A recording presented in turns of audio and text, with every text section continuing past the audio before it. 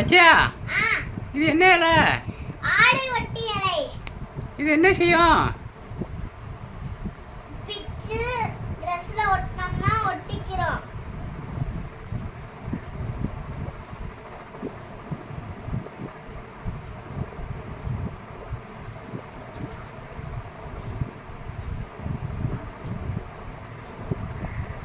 ஆடை ஒட்டி இலையிலேயே 3 வகை இருக்குது. ஒன்று முன்புறம் மட்டும் ஒட்டும், அது முன் ஒட்டி. இன்னொரு இலை பின்புறம் மட்டும் ஒட்டும், அது பின் ஒட்டி.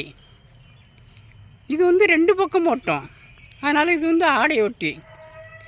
அந்த 3லே இதுதான் சிறந்தது. இதில் பாருங்கள், அந்த காய் கூட ஒட்ட ஆரம்பிச்சிடும். இப்போ ஒன்று பார்ப்போம். இந்த இலையை பாருங்கள், இது முன்பகுதி. இந்த ஒட்டியிருக்கா, எடுத்து பாருங்கள், இந்த சரசரன்னு வரும். இது அது மாதிரி பின்பகுதி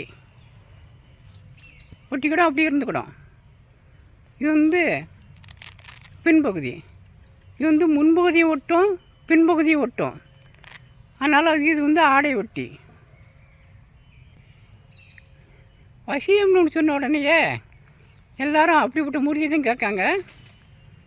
இது வசியம்னா உடனே இது மட்டும் வசியத்துக்கு போகாது. நம்முடைய அதாவது தைலங்கள், மை, இப்படி ஐட்டத்துக்கு புறமே ஏரழிஞ்சில் தைலம் சேர்த்தாத்தே அது குறுமருந்தாக வேலை செய்யும்.